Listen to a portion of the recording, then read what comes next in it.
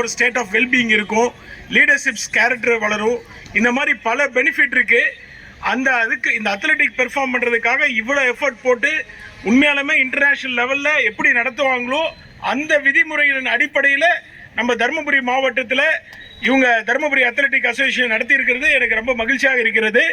வாழ்க்கையில் எது முக்கியமோ இல்லையோ இந்த ட்ரக் எல்லாம் அழிக்கிறதுக்கு ஸ்போர்ட்ஸ் தான் முக்கியம்.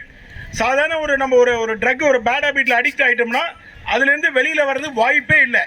சின்ன வயசில் நம்ம இந்த மாதிரி ஒரு எனர்ஜெட்டிக்காக இருக்கும் போது எப்படி ஸ்ட்ரீம் லைன் ஆகிறோமோ அதை வச்சு தான் நம்ம வாழ்க்கை இருக்குது. ஸோ நம்ம டிசிப்ளினாக இருந்து இப்போ உங்களுக்கு ஸ்போர்ட்ஸ் எப்படி இம்பார்ட்டன்ஸ் கொடுக்குறீங்களோ அதை வச்சு தான் உங்கள் ஃபிசிக்கல் ஹெல்த் இருக்குது. அந்த ஃபிசிக்கல் ஹெல்த் வச்சு தான் பிரெயின் ஹெல்த் இருக்குது. அந்த பிரெயினோட ஹெல்த்தை வச்சு தான் சமுதாயத்தோட ஹெல்த் இருக்குது. சமுதாயத்தோட ஹெல்த் வச்சு தான் இந்த இந்தியாவோட ஹெல்த் இருக்குது.